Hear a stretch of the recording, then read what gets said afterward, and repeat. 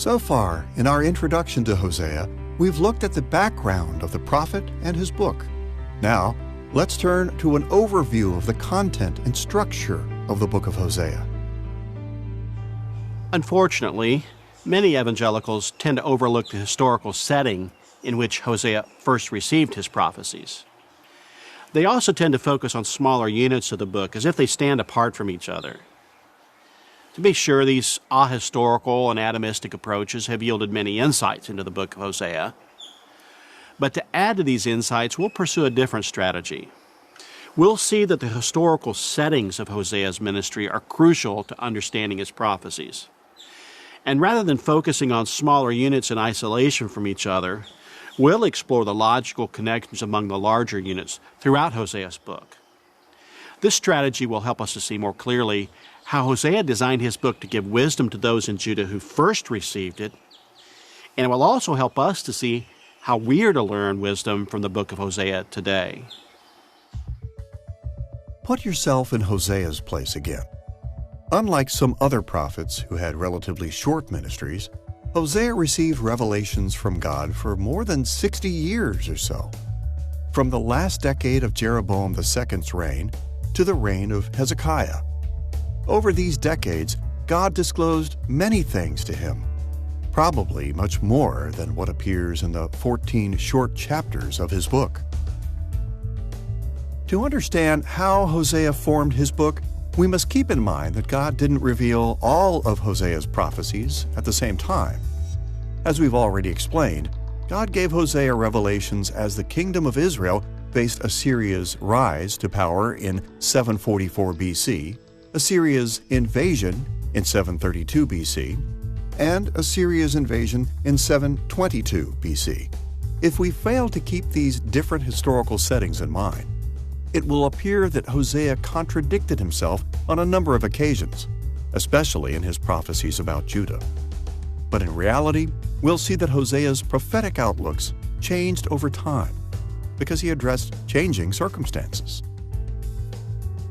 Now, as important as it is to recognize the chronological arrangement of the book of Hosea, we must also note that Hosea arranged his prophecies topically. We saw earlier in this lesson that chapter 1, verse 1 is the title of our book and was designed to introduce the full timeline of Hosea's ministry. And chapter 14, verse 9 ends our book with a closure that summarizes Hosea's overarching purpose of calling God's people to gain wisdom from his book. The content of these bookends indicates that they were created as Hosea put his book together around the time of Sennacherib's invasion in 701 BC. But between these bookends, the main body of Hosea consists of three large divisions that have topical emphases. The first division, in chapter 1, verse 2 through chapter 3, verse 5, emphasizes judgment and hope from God. These first chapters present the earliest prophecies that Hosea received during the reign of Jeroboam II, prophecies that addressed Assyria's rise in 744 BC. Hosea carefully chose and arranged these early prophecies to present balanced outlooks of the curses God had determined to pour out on his people and the blessings they would receive in the future. The second division, in chapter 4, verse 1 through chapter 9, verse 9, emphasizes unfolding judgment from God. Unlike the first division, these prophecies come from later stages of Hosea's ministry, when Hosea received revelations about Assyria's invasion in 732 BC and Assyria's invasion in 722 BC. These chapters focus exclusively on the topic of God's judgment, and they highlight how God's judgments increased in severity throughout these phases of Hosea's ministry. The third division, in chapter 9, verse 10 through chapter 14, verse 8, focuses especially on unfolding hope from God. This last major division also consists of revelations that Hosea received in anticipation of Assyria's invasion in 732 BC and Assyria's invasion in 722 BC. But this division gives special attention to the topic of hope. the hope that God revealed for the future of His people throughout these phases of Hosea's ministry. It would be difficult to overstate the importance of these historical and topical arrangements for the interpretation of the book of Hosea. In many respects, they are like keys that unlock the wisdom Hosea sought to impart to those who first received his book during the reign of Hezekiah. We'll look more closely at Hosea's wisdom in our next lesson. But for now, it will be helpful to introduce the content and structure of each major division of our book. Let's begin with the first division on judgment and hope from God in chapter 1, verse 2 through chapter 3, verse 5. These early chapters in our book carefully balance a focus on the curses coming to God's people with the blessings of God that will follow. As we've already mentioned, these opening chapters represent Hosea's ministry in the days of Jeroboam II, when Hosea received prophecies about Assyria's rise to prominence in 744 BC. But how do we know that this is when Hosea received these revelations? Well, chapter 1, verse 2 says as much when it tells us that these chapters represent the time when the Lord first spoke through Hosea. Other content of this division also confirms this early historical setting. In the first place, Hosea drew attention to the fact that as Israel enjoyed a time of great prosperity, they had fallen into idolatry and injustice. He also indicated that God had determined to bring curses through Assyrian dominance over Israel. These facts are consistent with the earliest phase of Hosea's ministry. In the second place, Hosea's attention to Judah in this division also confirms that he received these prophecies in the first phase of his ministry. You'll recall that during this period, Uzziah ruled as a righteous king in Judah. So, as we would expect, these chapters threaten no curses against the southern kingdom. On the contrary, this first division speaks of Judah very positively several times. For instance, listen to chapter 1, verses 6 and 7, where God drew a sharp contrast between Israel and Judah. Here, God said, "I will no more have mercy on the house of Israel to forgive them at all. But I will have mercy on the house of Judah, and I will save them by the Lord their God." Although the northern kingdom was about to suffer at the hands of the Assyrians, this passage makes it clear that at this time, God would have mercy and save Judah. Hosea also mentioned Judah positively in chapter 1, verse 11, when he said, "The children of Judah and the children of Israel shall be gathered together, and they shall appoint for themselves one head." Here, Hosea indicated that as Israel endured the Assyrian judgment, their hope for God's blessings came from reunion with Judah under one king. In a similar way, in chapter 3, verse 5, Hosea said, "Afterward, the children of Israel shall return and seek the Lord their God, and David their king, and they shall come in fear to the Lord, and to his goodness in the latter days." This direct reference to David their king clearly reflects a favorable view of Judah, because Judah was ruled by David's royal house. Hosea's thoroughly positive outlooks on Judah in the first division of his book confirm that he received these prophecies at the beginning of his ministry, when Uzziah led Judah in the ways of God. With this orientation toward the first division of Hosea in mind, let's briefly illustrate how these chapters emphasize the topic of judgment and hope from God. Hosea arranged these chapters into three main sections. The first section describes his earlier family experiences in chapter 1, verse 2, through chapter 2, verse 1. This section divides into two main parts. The first part, in chapter 1, verses 2 through 9, relates a family narrative. It begins with God commanding Hosea to marry a woman named Gomer, who practiced worship prostitution. When their children were born, Hosea was told to give them names that symbolized God's impending judgments against Israel. This narrative drew attention to the trials that were coming to Israel through Assyria. But in balance with this focus on God's judgment, Hosea added a second part consisting of his hopeful prophetic reflections in chapter 1, verse 10 through chapter 2, verse 1.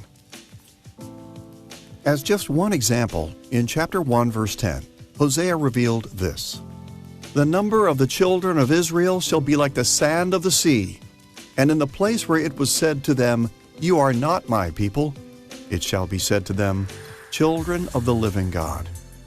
Although God was about to begin a time of judgment against Israel, Hosea added that there was still going to be a future of blessings for the descendants of the tribes of Israel. The second section of Judgment and Hope from God focuses on God's first lawsuit in the book of Hosea, in chapter 2, verses 2 through 23. These verses shift attention away from Hosea's family experiences on earth to an inspired account of legal proceedings in the court of heaven. Now, in the Old Testament, God frequently revealed his plans for the future by granting his prophets knowledge of legal deliberations that took place in his heavenly court. We speak of some of these revelations as lawsuits because they give rather full descriptions of the proceedings of God's court. They often portray God on his throne, describe his summons of participants to court, report accusations against and interactions with the guilty, and declare pronouncements of judgment.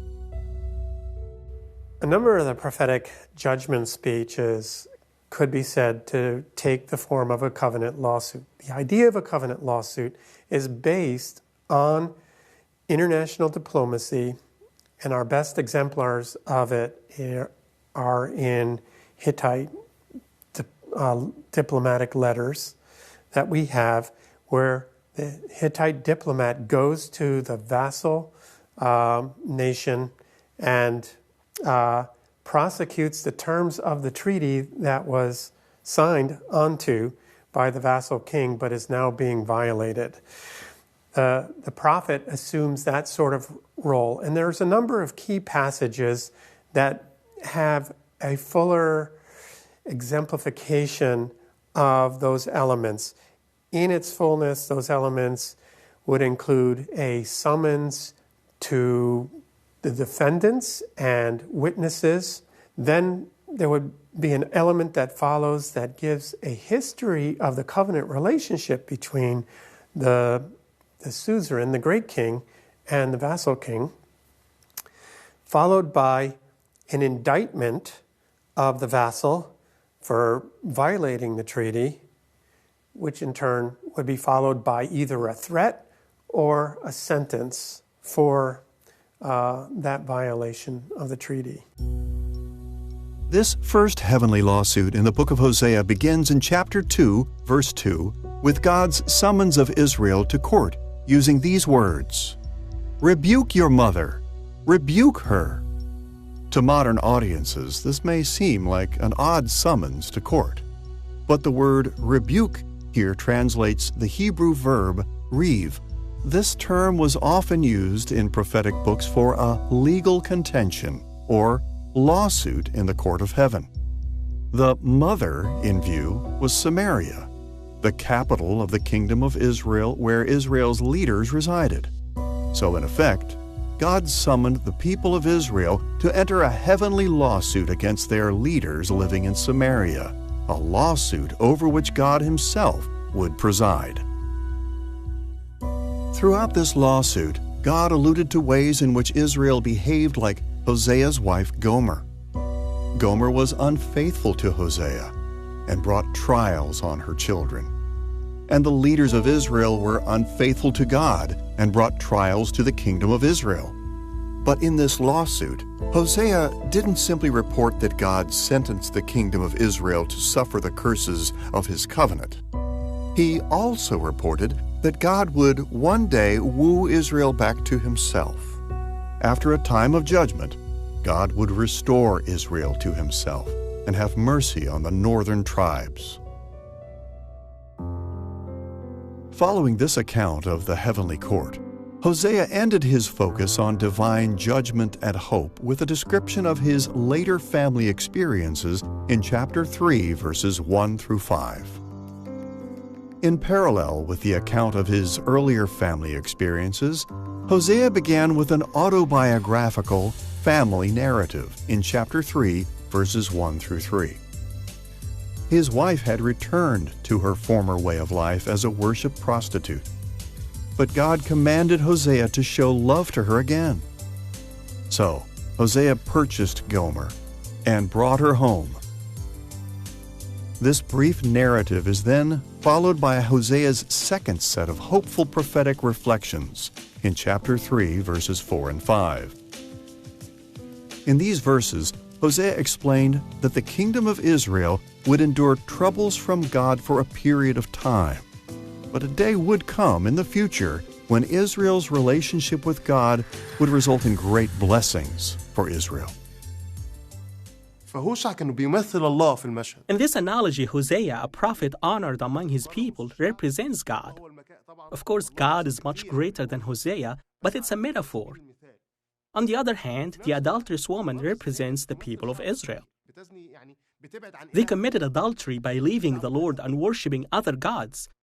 So God asked Hosea to reflect his story. Although the people of Israel were far from me, worshiping other gods, living in sin while they were in Egypt, yet I went to them and married them while they were still far away and living in adultery. I saved them while they were far away. It's not because they were good that I saved them, but because of my grace that I saved them. What is stranger is that God told Hosea that after marrying this woman, she would go back to adultery. But he told Hosea to go and bring her back to him. This is exactly what our Lord did with the people of Israel. Not only did the Lord save the people of Israel and raise them up, although they were living in adultery in Egypt, but also after the people were saved and entered into a covenant relationship with God, they returned back to commit adultery with other gods. And although God punished and disciplined the people, yet in His grace, just like Hosea restored his adulterous wife, God went to his wife, that is, the people who had committed adultery after marriage, and restored them to Himself.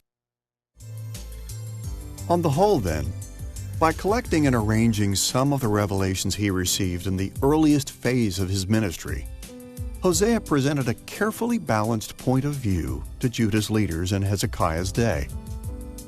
At the time of our book, the judgment God threatened had already been fulfilled with the fall of the northern kingdom. But God's people weren't to lose hope. This time of judgment would lead to a future time when Israel would receive great blessings from God. After the first division's balanced presentation of judgment and hope from God, the second division shifts attention to unfolding judgment from God in chapter 4, verse 1 through chapter 9, verse 9. We've entitled this portion of Hosea Unfolding because it contains revelations that Hosea received over a long period of time, and we speak of it as judgment because it focuses exclusively on the ways God directed His covenant curses against Israel and Judah during these decades of Hosea's ministry. Broadly speaking, these chapters on unfolding judgment divide into two main parts. More of God's lawsuits in chapter 4, verse 1 through chapter 5, verse 7. And then God's calls for alarm in chapter 5, verse 8 through chapter 9, verse 9. Consider first God's lawsuits. God's earlier lawsuit in this division appears in chapter 4, verses 1 through 19. Once again, God revealed His plans to Hosea by granting him knowledge of legal deliberations in the heavenly court. Listen to the summons in chapter 4, verse 1. Hear the word of the Lord, you Israelites, because the Lord has a charge to bring. As this opening verse indicates, God summoned Israel to court because He had a charge to bring against them. Here, the term charge translates the Hebrew term we learned earlier, reeve, the technical term for a lawsuit. The placement of this earlier lawsuit immediately after the first division, as well as its content, strongly suggests that it was one of Hosea's earlier prophecies about Assyria's invasion in 732 BC. As you'll recall, during this period in Israel, Menachem and Pekahiah continued to promote idolatry and injustice. And when Menachem suffered a brief incursion from Assyria, instead of finding security in God, he and Pekahiah after him reaffirmed their alliance with Assyria and Assyria's gods.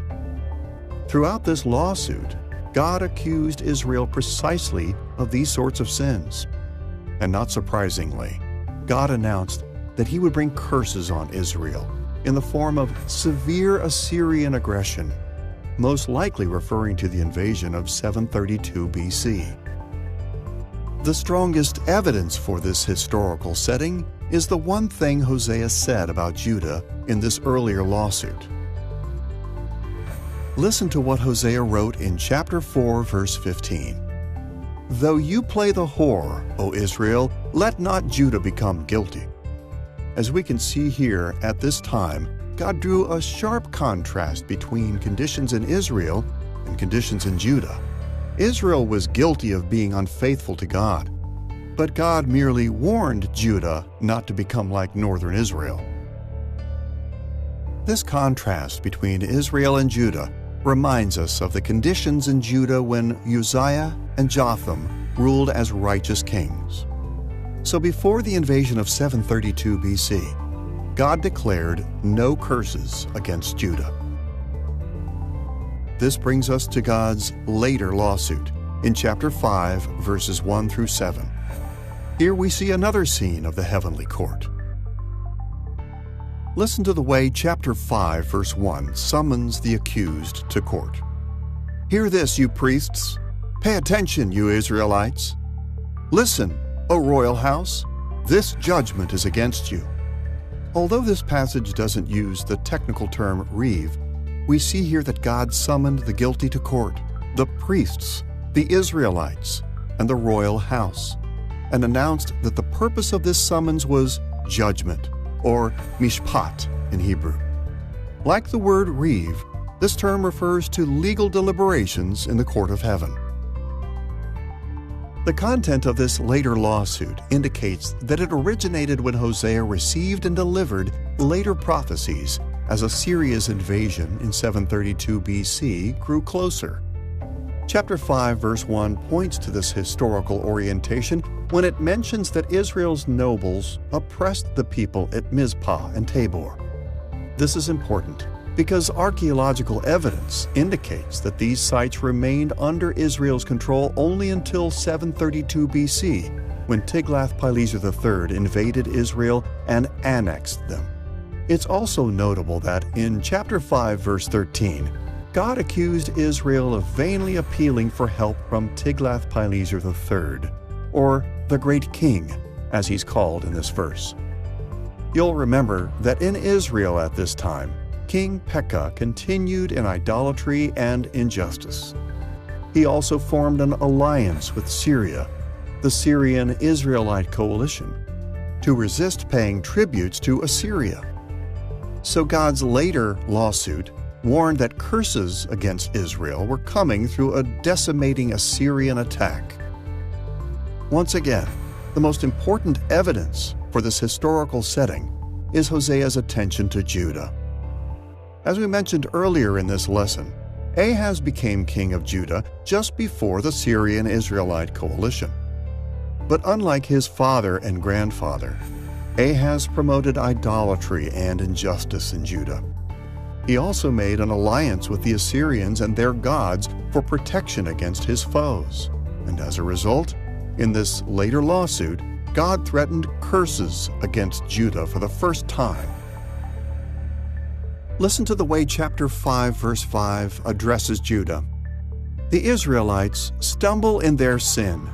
Judah also stumbles with them." Notice the contrast here with God's earlier lawsuit. In chapter 4, verse 15, God simply warned Judah not to become sinful like Israel. But as this verse indicates, by the time of this later lawsuit, Judah had become guilty before God along with Israel because Ahaz had led them astray.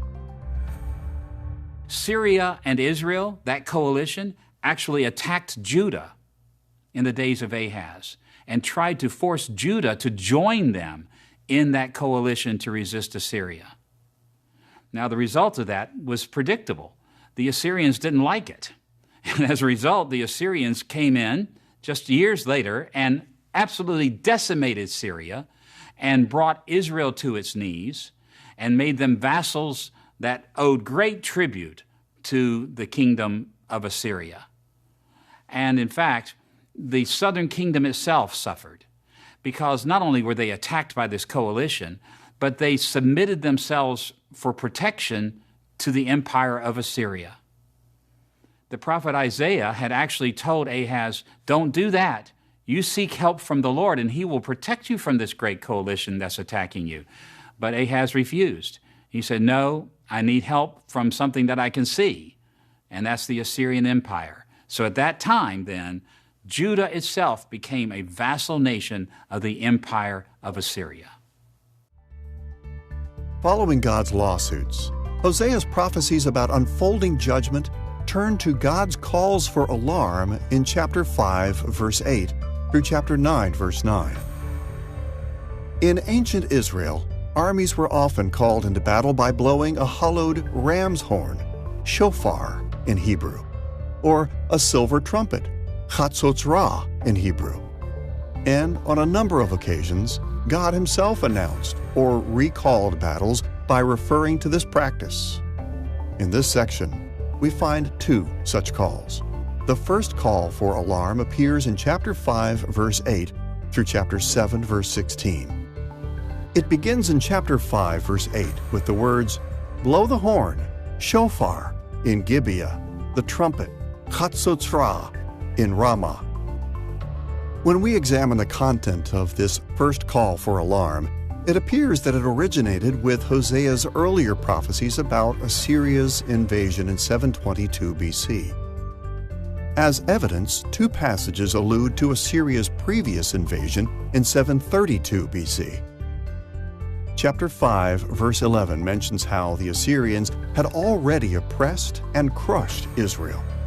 Chapter 6, verse 1 notes that Israel had been torn and struck. In addition, in chapter 7, verse 11, God accused Israel of calling to Egypt, going to Assyria, a reference to Israel's shifting international alliances at this time. As we know, the Assyrians had established Hosea as the king of Israel after their victory over Israel in 732 BC.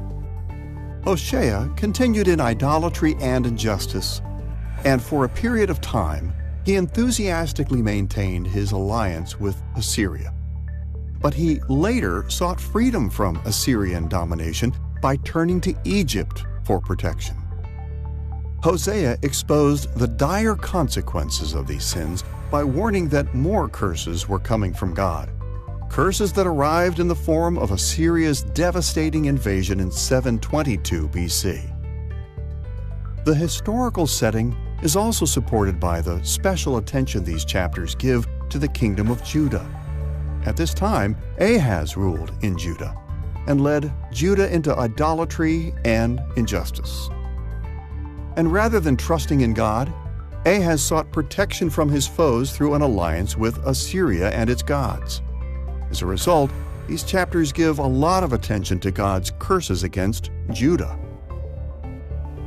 Listen to chapter 5, verses 10 through 14, where Hosea delivered these words. The princes of Judah have become like those who move the landmark. Upon them I will pour out my wrath like water. I am like dry rot to the house of Judah. Judah will see his wound. I will be like a young lion to the house of Judah. I, even I, will tear and go away. I will carry off, and no one shall rescue. And in chapter 6, verse 4, God expressed his frustration with Ahaz and Judah, saying, What shall I do with you, O Judah? And then in verse 11, God exclaimed, For you also, O Judah, a harvest is appointed. Here God declared that a harvest had been appointed for Judah along with the kingdom of Israel. Now, we should note that the second half of this verse speaks of the restoration of God's people. But as a number of interpreters and some modern translations have indicated, the second half of verse 11 actually belongs with the prophecy that follows in chapter 7, verse 1. So in this view, the appointed harvest was Judah's devastation at the hands of Assyria. God's second call for alarm appears in chapter 8, verse 1 through chapter 9, verse 9. It begins in chapter 8, verse 1 with the command to set the trumpet or shofar to your lips. The content of this second call for alarm strongly suggests that it was among the later prophecies Hosea delivered as Assyria's invasion in 722 BC drew near. At this time, King Hosea of Israel continued to promote idolatry and injustice. He also continued to rely on his alliance with Egypt. And as a result, Hosea warned of God's impending curses. He announced in chapter 9, verse 3, that they shall eat unclean food in Assyria. Soon after, Shalmaneser V subjugated Samaria, and in 722 BC, Assyria's new king, Sargon II, destroyed Samaria and brought an end to the kingdom of Israel. One